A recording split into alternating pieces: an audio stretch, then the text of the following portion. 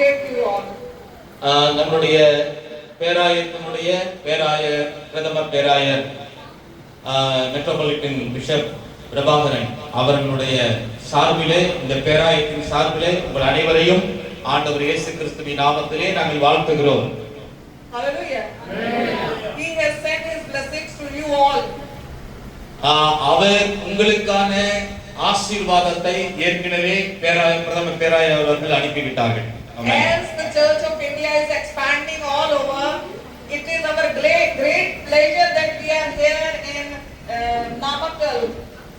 இந்த அருமையான பேராயமானது, இந்த அருமையான டயசிஸ் ஆனது பல்வேறு இடங்களிலே இது விரிவடைந்து கொண்டிருக்கிறது. அதனுடைய விரிவாக்கத்தினுடைய பணியாக இப்பொழுது நாம் நாமக்கல் மாவட்டத்திலே நாம் இப்பொழுது கூடியிருக்கிறோம். And you know, this Church of India is working all over India. உங்களுக்கு தெரிந்திருக்க நான் நம்புகிறேன், இந்த Church of India என்பது முழு இந்திய தேசத்திலும் இது பரவிந்து விரிந்து செல்கிறதை நாங்கள் பார்க்கிறோம். So Tamil Nadu diocese is also here in Chennai. தமிழ்நாடுடைய திருமண்டலமானது சென்னையிலே தலைநகரமாக கொண்டு நடைபெற்று வருகிறது. And I am so happy today that you all are coming to join this organization under Diocese of Tamil Nadu. நீங்கள் அனைவரும் இந்த நம்முடைய தமிழ்நாடு திருமண்டலத்தின் சார்பிலே நீங்கள் அனைவரும் இணைந்து இதிலே நீங்கள் சேர்வதிலே இணைந்திருப்பதிலே நாங்கள் மிகுந்த சந்தோஷம் அடைகிறோம். As it is written in the word of God, Psalm 133 first verse, சங்கீதம் 133 ஒன்றாம் வசனம் சொல்லுகிறது போலவே, that how good and pleasant it is if the brethren dwell together in unity.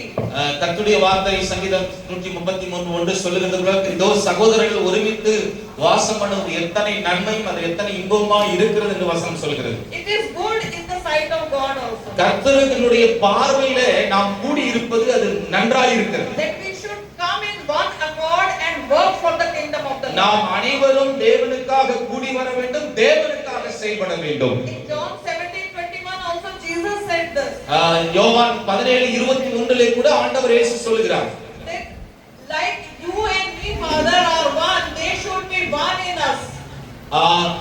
நானும் பிதாவும் ஒன்றாய் இருக்கிறது போல நீங்களும் ஒன்றாய் இருக்க வேண்டும் என்று ஆண்டவர் சொல்கிறதை பார்க்கிறோம். Jesus wanted all of us to be united so that he can come and dwell among us. இயேசு கிறிஸ்து சொல்கிறார், நாம் ஒன்றாய் இருப்பதினாலே இயேசு பிதாவானவர் என்ன செய்வார்? மகிமை அடைகிறார், அவர் நம்மிலே இருக்கிறார் என்று சொல்கிறார். This was his prayer for all of us. அதுதான் இயேசு கிறிஸ்துவுடைய ஜெபம், நாம் ஒன்றாய் இருக்க வேண்டும் என்பது. He want all of us, all of his disciples to be in one unity. ஆண்டவர் இயேசு கிறிஸ்துவுக்கு என்ன தேவைனா நம்ம எல்லாம் ஆண்டவருடைய நாமத்தினால ஒன்று கூட வேண்டும் என்பதுதான் நம்முடைய நோக்கமாக இருக்கு. And under Church of India we all are uniting together from the Kashmir to Kanyakumari. இந்த Church of Indiaவுடைய இந்த அருமையான இந்த பேராயத்தின் மூலமாக காஷ்மீரிலிருந்து கன்னியாகுமரி வரைக்கும் இருக்கக்கூடிய அத்தனை தேவ பிள்ளைகள் ஒன்று சேர வேண்டும். We are already working, we are having many pastors and evangelists and other workers of the kingdom in different states, and more we are trying to expand and going to the other brothers and sisters to come and unite as it is God's will. நாங்கள் இந்த Church of India மூலமாக பல்வேறு மாநிலங்களில் இருக்கக்கூடிய ஊழியர்களை ஒருங்கிணைக்கிறோம். இதில் அநேக சுவிசேஷகர்கள், போதகர்கள், மேய்ப்பர்கள் அநேகர் இருக்கிறார்கள். இதில் அபிஷேகம் பெற்றவர்கள் இதில் நாங்கள் சேர்த்திருக்கிறோம். இன்னும் நாங்கள் அநேகரை எதிர்பார்க்கிறோம். பல சகோதர சகோதரிகளை, இந்த ஊழியத்தில் பணியாற்றுவர்களை நாங்கள் வரக்கூடிய நாட்களில் இன்னும் அதிகமாக இணைத்துக் கொள்ளப் போகிறோம். If we are alone and alone like a stick, it is very easy to break one stick. If 10 sticks or 20 sticks are together, it is very difficult to break them. ஒரே ஒரு ஸ்டிக் ஒன்று, ஒரே ஒரு குச்சி ஒன்று வச்சு அது எளிதாக நாம் உடைத்து விட முடியும். அதே கொஞ்சம் குச்சி நிறைய வச்சிருந்தோம்னா அந்த குச்சியை உடைப்பது என்பது ஒரு 10 குச்சி சேர்ந்து இருந்தா அதை உடைக்க முடியாது. சோ அத மாதிரி ஒருங்கிணைக்கும் பொழுது பிசாசினாலே நம்ம எதிர்கொள்ள முடியாது. So all of us are already working for the kingdom of the Lord. நாம் இங்க இருக்கிற எல்லாரும் தேவனுடைய ராஜ்யத்திற்கு ஏற்கனவே பணியாற்றி கொண்டிருக்கிறோம். In different villages, different cities, different districts. நாம் பல கிராமங்கள் மத்தியிலே நகரங்கள் மத்தியிலே ஒருவேளை தாலுகா பகுதியிலே பல இடங்களிலே கர்த்தருடைய ஊழியத்தை நாம் செய்து வருகிறோம். Church of India is bringing all of us together to be a one bunch. இந்த Church of India என்கிறதான இந்த அருமையான பேராயமானது அநேகரை ஒன்றிணைத்து ஆண்டவருக்காக செயல்பட செய்வது. So that we can work together and we should have unity among us, so nobody, no enemy can break all of us. நாம் எல்லோரும் ஒன்றிணைந்து தேவனுக்காக ஒருமனப்பட்டு ஊழியத்தில் நிற்கும் பொழுது ஒருவரும் நமக்கு முன்னதாக எதிர்த்து நிற்க முடியாது. Hallelujah. Hallelujah. So this is our blessing and blessing from the Metropolitan Bishop, Dr. Reverend Prabhakar Mehle, that we all should be one in the name of Jesus and work for Him only and for His kingdom unitedly. எங்களுடைய இந்த அருமையான Church of India பிரதம பேராயனுடைய மாபெரும் ஆசையே அதுதான், தரிசனமும் நோக்கமும் அதுதான். நாம் எல்லாரும் ஒன்றிணைந்து இயேசு கிறிஸ்துவின் நாமத்திற்கு ஊழியம் செய்ய வேண்டும், அதுதான் ஆண்டவருக்கு பிரியமானது என்பதற்காய் நம்மை ஒருங்கிணைக்கிறார்கள். Hallelujah. Hallelujah. So in the second Timotheus, இரண்டாவது தீமோத்தேயு புத்தகம், Paul is telling some things to Timotheus. தீமோத்தேயுக்கு சொல்றாரு. இந்த 2 தீமோத்தேயு புத்தகத்தை எடுத்துக்கொள்வோம். The first thing he is teaching us that whatever we have learned from him or from the Bible, from Jesus, நான் என்ன எல்லாம் கற்றுக்கொண்டேனோ அதெல்லாம் இயேசு கிறிஸ்துவிடத்திலிருந்து நான் கற்றுக்கொண்டேன் என்று அவர் சொல்லுகிறார். we have to pass it on to the others. நாம் இதை மற்றவர்களுக்கு கடத்தி கொண்டு போகிறவர்களாக, நாம் கற்றுக்கொண்ட காரியங்களை மற்றவர்களுக்கு அதை நகர்த்தி கொண்டு போகிறவர்களாக காணப்பட வேண்டும். As it is written in Jesus also said in Matthew, the Great Commission, in that Great Commission he has commanded us to go and teach the word of God, whatever we have learned, tell them to do the same. ஆண்டவர் இயேசு கிறிஸ்துவானவர் மத்தேயு 28ஆம் அதிகாரத்தில் 19ல சொல்லுகிறது போல அவர் சொல்லுகிறார், நான் உங்களுக்கு கட்டளையிட்ட யாவையும் அவர்கள் கைக்கொள்ளும்படி அவர்களுக்கு உபதேசம் பண்ணுங்கள் என்று அவர் சொல்லி இருக்கிறதை நாம் பார்க்கிறோம். So he wanted us, all of us, that whatever we have learned from Jesus through the Bible, we have to tell others. நாம் என்னவெல்லாம் இயேசு கிறிஸ்துவை குறித்து வேதத்திலே நன்கு அறிந்திருக்கிறோமோ அதை எல்லாம் மற்றவர்களுக்கு நகர்த்தி கொண்டு போகிறவர்களாக நாம் காணப்பட He வேண்டும். has commanded us to go till the uttermost part of the world and preach the gospel. பூமியின் கடைசி வரையிலும் கடந்து சென்று ஆண்டவர் இயேசு கிறிஸ்துவை குறித்து நாம் சுவிசேஷத்தை அறிவிக்க நாம் கட்டளை பெற்றிருக்கிறோம். Baptize them in the name of Father, Son and the Holy Spirit. நாம் அவர்களுக்கு பிதா குமாரன் பரிசுத்த ஆவியின் பேராலே ஞானஸ்நானத்தை கொடுக்க நாம் கட்டளை பெற்றிருக்கிறோம். And also teach whatever we have learned from அது him. மாத்திரமல்ல, என்னவெல்லாம் இயேசு கிறிஸ்துவிடத்திலே நாம் கற்றறிந்திருக்கிறோமோ அதை மற்றவர்களுக்கு நாம் கற்றுக் கொடுக்க நாம் கடனாளிகளாக இருக்கிறோம். So this is our duty to preach the word of God and tell the whatever we have learned from Jesus to others who are capable to receive it. நன்றாய் புரிந்து கொள்ள வேண்டும். நம்மளுடைய மாபெரும் ஊழிய பணியை என்னவெல்லாம் ஆண்டவரிடத்திலே நாம் கற்றறிந்திருக்கிறோமோ அதை எல்லாம் மற்றவர்களுக்கு நாம் சொல்ல வேண்டும். அதற்கான ஜனங்கள் காத்திருக்கிறார்கள், அவர்களுக்கு நாம் இதை கொண்டு சேர்க்க வேண்டும். And the second thing Paul is telling Timotheus, 2 தீமோத்தேயுக்கு Pavul சொல்கிறார், 4th chapter, 4ஆம் அதிகாரம் 2nd verse. 2ஆம் வசனத்தை யாராவது வாசிங்க. Do you suffer from acidity or bloating even though you have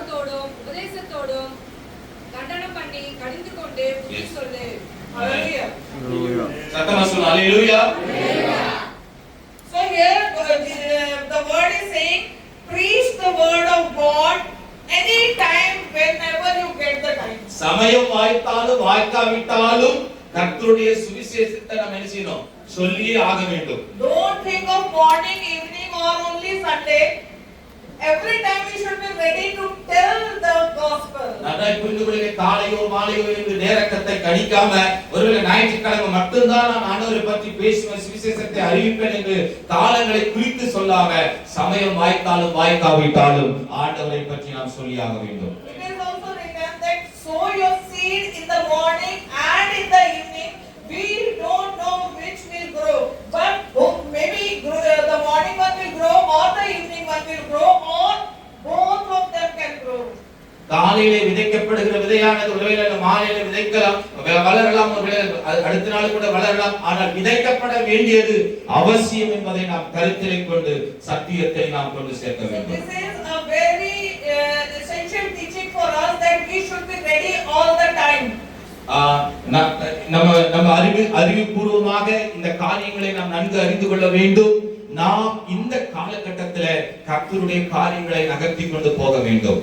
Actually, sometimes what happens now, if you say somebody today you have to preach and then the person will say, oh no pastor, I am not ready.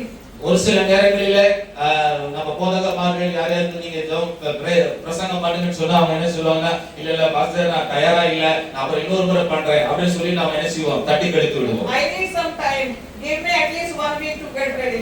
தயவு செய்து எனக்கு நேரத்தை கொடுங்க, ஒரு வாரமாவது எனக்கு கொடுங்க, அப்பதான் நான் சரியா பிரசங்கம் பண்ண முடியும் என்று சொல்லி நாம என்ன செய்வோம், அதை தட்டி கழிப்போம். God wants us to be efficient worker of God. நல்லா புரிந்து கொள்ளுங்க, ஆண்டவர் விரும்புகிற காரியம் என்னன்னா எந்த சமயத்திலும் அவருக்காக செயல்படக்கூடியவர்களாக நாம் காணப்பட வேண்டும். If we know the truth, if we know the gospel, anytime, anywhere we can explain it. நல்லா புரிந்து கொள்ளுங்க, சுவிசேஷத்தை நாம் நன்கு அறிந்திருப்போமானால் எந்த சமயத்திலும் அதை மற்றவர்களுக்கு கொண்டு செல்ல நாம் ஆயத்தமாக இருக்க வேண்டும். Sometimes we are traveling, we are getting in touch of somebody who is also traveling with us on the train, bus, anywhere. ஒருவேளை நாம பிரயாணப்பட்டு போகிற வேளையில நம்மோடு கூட சில பேர் என்ன செய்யலாம், பிரயாணப்பட்டு வரலாம். And after some time we will having a different ways. Only that much time we are having. So if we can tell the gospel in that time, it may be a fruitful for the person. ஒருவேளை நம்மோடு கூட பிரயாணப்பட்டு வருகிறவர்களை திரும்பவும் நாம் பார்ப்போமா பார்க்க மாட்டோமா என்று தெரியாது. ஆனாலும் நம்மோடு அவர்கள் வருகிற அந்த கொஞ்ச நேரத்திற்குள்ளாக சுவிசேஷத்தை நாம் சொல்லிவிட வேண்டும். Only 10 minutes we are traveling together and we can't say we need to get ready for we need 1 week to get ready.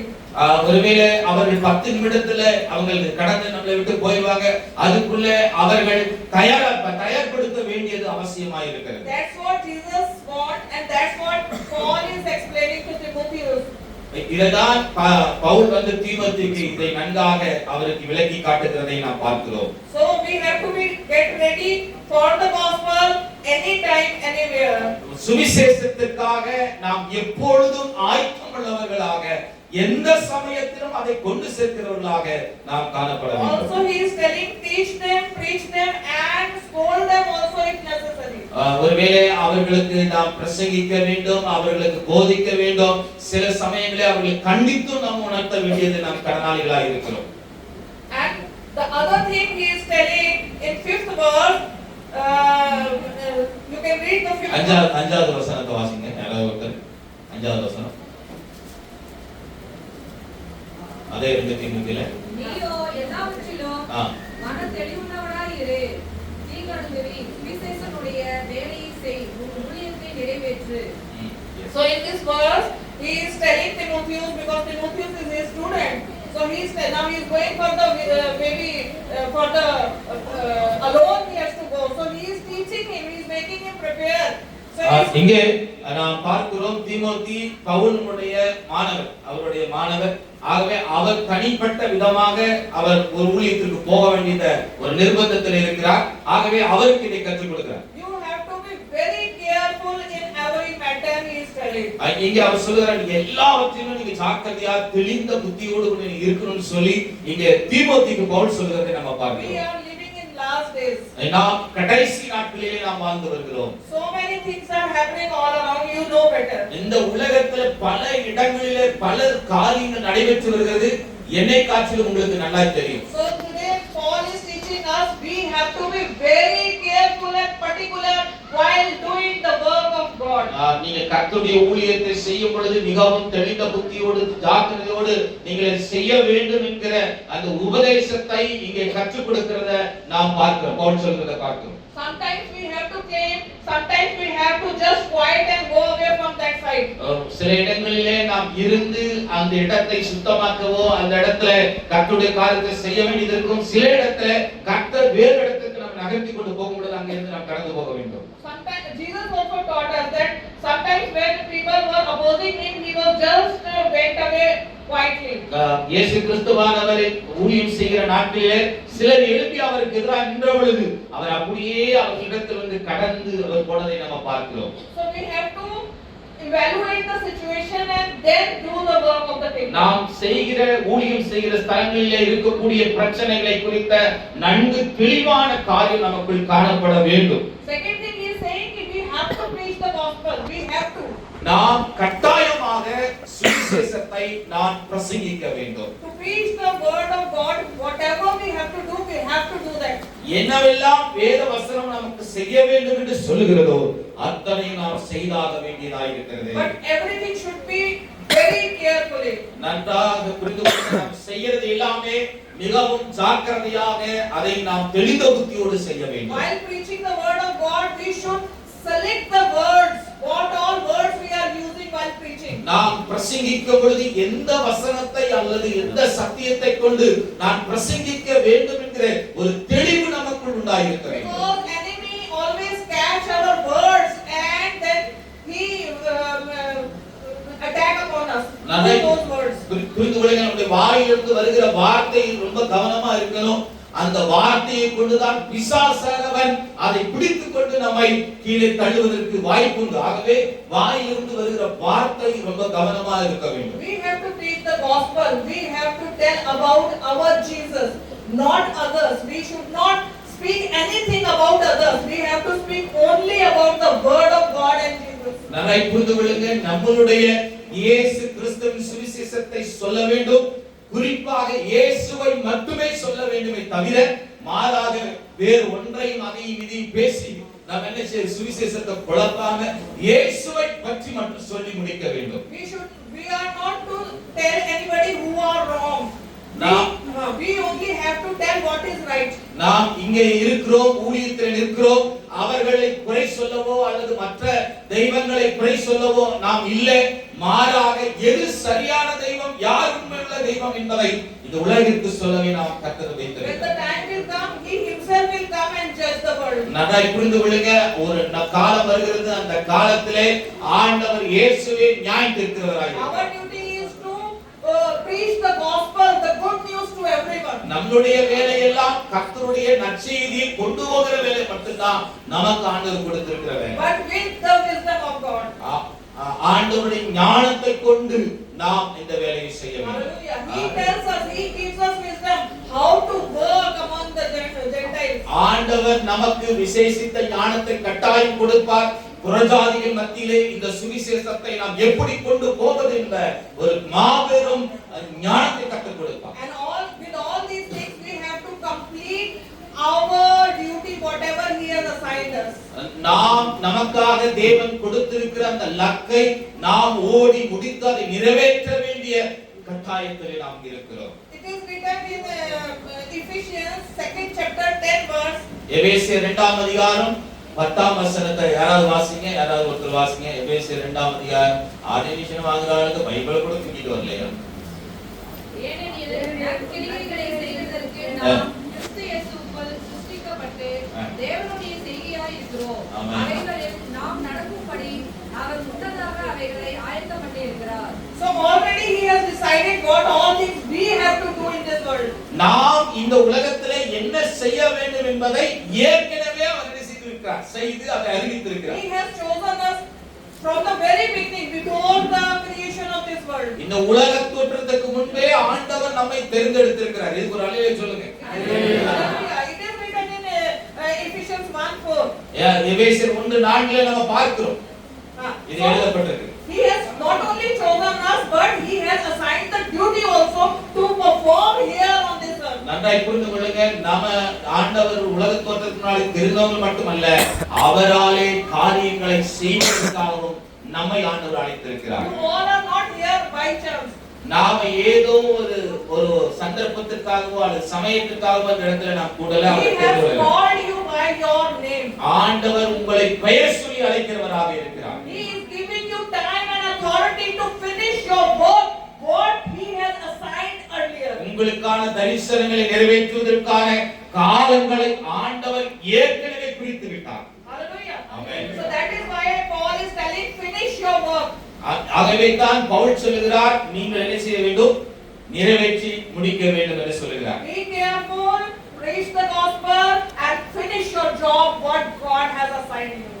நீங்கள் ரொம்ப ஜாக்கிரதையா இருக்கணும், தெளிந்த புத்தியோட இருக்கணும், சுவிசேஷத்தை பிரசங்கிக்கணும். அதே சமயத்தில் உனக்கு கொடுக்கப்பட்டிருக்கிற பொறுப்பை நீங்கள் நிறைவேற்றி முடிக்க வேண்டும். And Jesus told us, don't worry at all, I am with you till the end of this world. ஆண்டவர் இயேசு கிறிஸ்து சொல்கிறார், பயப்படாதீங்க, நீங்க கலங்காதீங்க, உலகத்தின் முடிவு வரையும் நான் கடைசி நாள் வரைக்கும் நான் உங்களோடு கூட இருக்கிறேன், சகல நாட்களும் உங்களோடு இருக்கிறேன்னு சொல்லியிருக்கிறார். In Mark 16 chapter 19 and 20 verse, mark எழுதின சுவிசேஷ புத்தகம் 16ஆம் அதிகாரம் 19 20 வசனங்களை எடுத்துக்கொள்வோம். வாசிங்க, யாராவது தமிழ்ல வாசிங்க. after mark 16 19 20.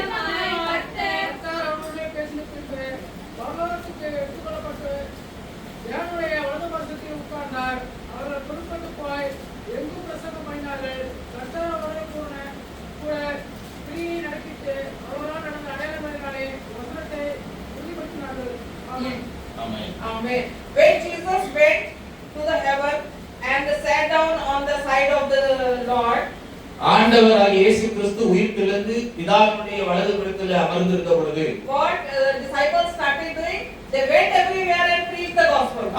சீசர்கள் என்ன செய்தாங்க? அவங்க பல இடங்களுக்கு புறப்பட்டு போய் சுவிசேஷத்தை பிரசங்கித்தாங்க. So here is written that they went out to preach the gospel. அவர்கள் புறப்பட்டு போய் என்ன செய்தார்கள்? சுவிசேஷத்தை பிரசங்கித்தார்கள். This is not the routine that the sheep will come to the church.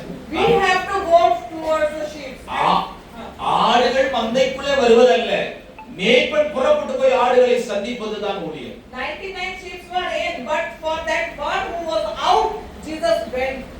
ஒருவேளை 99 ஆடுகள் இருக்கிற அந்த மந்தையில இருக்கிற ஆடுகளை அல்ல, அந்த மந்தையிலிருந்து தவறி போன அந்த ஒரு ஆடு, வழி தவறி போன அந்த ஒரு ஆடை கண்டுபிடிக்க போன மேய்ப்பனை போல நம்முடைய ஆண்டவர் இருக்கிறார்.